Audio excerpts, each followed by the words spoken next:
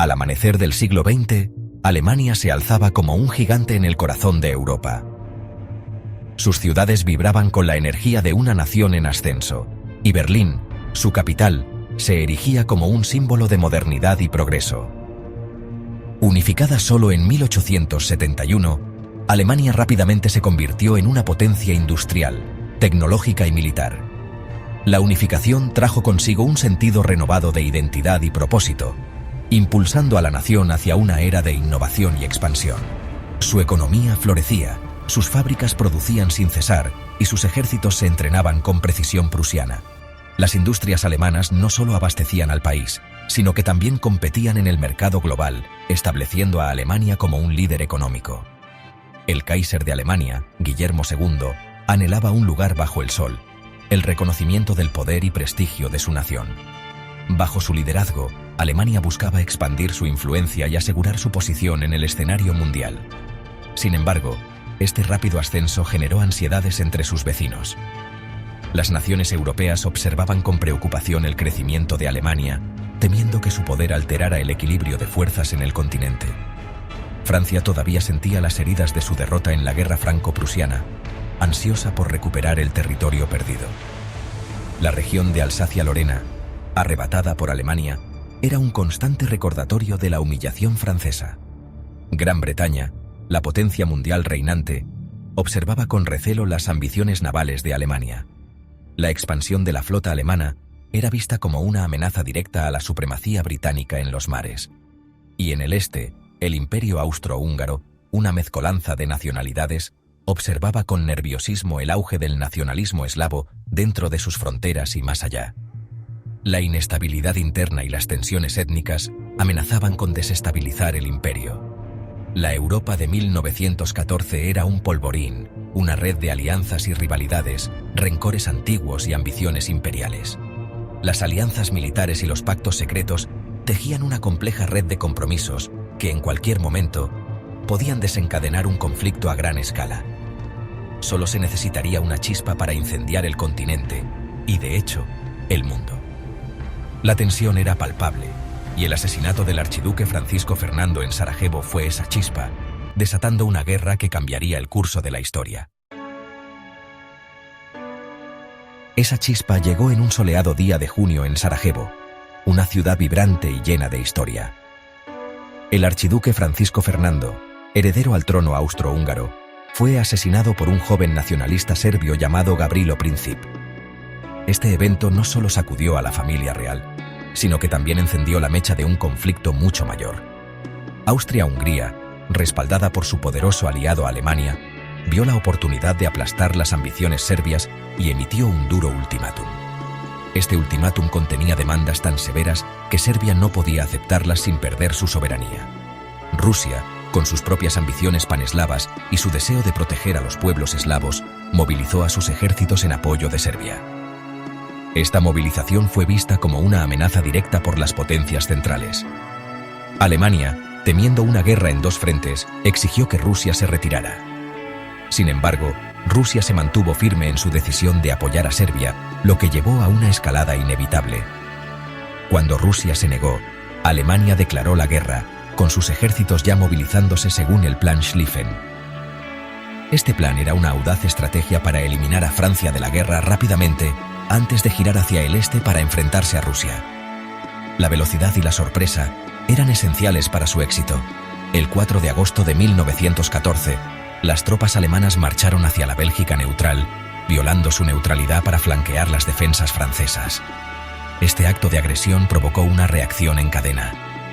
Gran Bretaña, obligada por tratado a proteger a Bélgica, declaró la guerra a Alemania. La entrada de Gran Bretaña en el conflicto marcó el inicio de una guerra a gran escala. La Gran Guerra, un conflicto que envolvería al mundo y cambiaría el curso de la historia, había comenzado. Las alianzas y los ultimátums habían llevado a las naciones a un punto sin retorno. La maquinaria de guerra alemana, perfeccionada por años de planificación, entró en acción. Con una precisión casi mecánica, los soldados alemanes avanzaron con una confianza inquebrantable, seguros de su superioridad táctica y estratégica. Las tropas alemanas, magníficamente equipadas y dirigidas, barrieron Bélgica, apuntando al corazón de Francia. La invasión fue rápida y brutal, dejando a su paso una estela de destrucción y caos. Llegaron cerca de París, pero fueron detenidas en la batalla del Marne. Este enfrentamiento crucial marcó un punto de inflexión, donde las fuerzas aliadas lograron frenar el avance alemán, cambiando el curso de la guerra. La guerra en el frente occidental se convirtió en un estancamiento mortal. Las líneas de batalla se congelaron y ambos bandos se atrincheraron en una lucha sin fin. Millones de hombres se enfrentaron a través de un laberinto de trincheras que se extendían desde la frontera suiza hasta el Mar del Norte.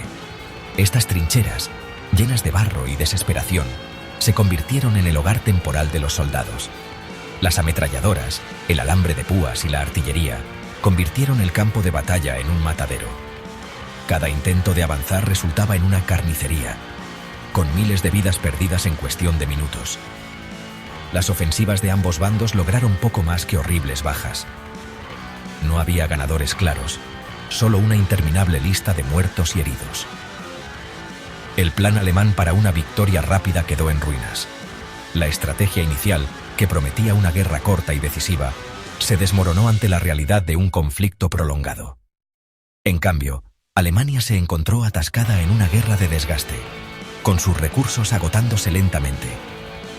La moral de las tropas se debilitaba, y la esperanza de una victoria rápida se desvanecía con cada día que pasaba. Mientras el frente occidental se convertía en un sangriento punto muerto, el frente oriental era una guerra de vastas distancias y maniobras. Aquí, la inmensidad de Rusia favorecía al defensor, y los ejércitos alemanes y austrohúngaros, aunque a menudo victoriosos en la batalla, se encontraban constantemente rechazados. El ejército ruso, aunque mal equipado, luchó con tenaz obstinación. Sin embargo, las tensiones de la guerra comenzaron a afectar a Rusia. La revolución se gestó en las ciudades, alimentada por la escasez de alimentos y las derrotas militares. En 1917, el zar fue derrocado y Rusia se sumió en una guerra civil. Sección 5. La guerra en el mar, bloqueo y submarinos. La poderosa armada alemana, el orgullo del Kaiser, se encontró atrapada en sus puertos por la flota británica superior. Para romper el bloqueo británico, que estaba estrangulando la economía alemana, Alemania desató una nueva arma, el submarino, o U-Boot. Los submarinos hundieron barcos mercantes que llevaban suministros vitales a Gran Bretaña, llevándola al borde de la inanición. Sin embargo, la guerra submarina sin restricciones, que atacaba incluso a barcos neutrales, indignó a la opinión pública estadounidense. En 1917, enfadados por el hundimiento del Lusitania y otros ataques a barcos estadounidenses, los Estados Unidos declararon la guerra a Alemania. Sección 6. Guerra total. El frente interno y sus descontentos. La Primera Guerra Mundial fue una guerra total que consumió todos los aspectos de la sociedad. En el frente interno alemán, la escasez de alimentos y las dificultades económicas se convirtieron en algo común. Las mujeres asumieron nuevos roles en las fábricas y los campos, reemplazando a los hombres enviados al frente. La propaganda de guerra resonaba en los periódicos y carteles, avivando el fervor nacionalista y demonizando al enemigo. Sin embargo, a medida que la guerra se prolongaba y aumentaban las bajas, crecía el descontento. Estallaron huelgas y se intensificaron los llamamientos a la paz. Sección 7. La marea cambia. Entrada americana y derrota alemana. La entrada de los Estados Unidos en la guerra en 1917 resultó decisiva. Las nuevas tropas y suministros estadounidenses reforzaron a los exhaustos ejércitos aliados, inclinando la balanza del poder. Alemania, con sus recursos agotados y su pueblo cansado de la guerra, lanzó una última ofensiva en la primavera de 1918. La ofensiva fracasó y el ejército alemán, enfrentándose a un número abrumador y a la disminución de suministros, comenzó a desmoronarse. El 11 de noviembre de 1918 se firmó un armisticio en un vagón de ferrocarril en el bosque de Compiègne. Las armas callaron. La Gran Guerra había terminado. Sección 8.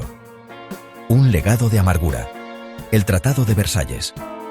Los vencedores se reunieron en París para dictar los términos de la paz. Alemania, culpada por iniciar la guerra, se vio obligada a aceptar duros castigos bajo el Tratado de Versalles. Perdió territorio, su ejército fue severamente restringido y se le impusieron pagos de reparaciones masivas. El tratado, destinado a paralizar a Alemania permanentemente, sembró las semillas del resentimiento y un futuro conflicto. Dejó a Alemania humillada y económicamente paralizada, creando un terreno fértil para ideologías extremistas y allanando el camino para otra guerra mundial. Sección 9. El mundo reconstruido. Consecuencias a largo plazo de la guerra. La Primera Guerra Mundial destrozó el viejo orden. Los imperios se derrumbaron y nuevas naciones surgieron de sus ruinas. El mapa de Europa, rediseñado por los vencedores, siguió siendo una fuente de tensión. La guerra dejó un legado duradero de muerte, destrucción y desilusión. Marcó el comienzo de una era de ansiedad, erosionando la fe en el progreso y la razón. Las viejas certezas habían desaparecido, reemplazadas por una sensación de incertidumbre e inquietud. El mundo nunca volvería a ser el mismo.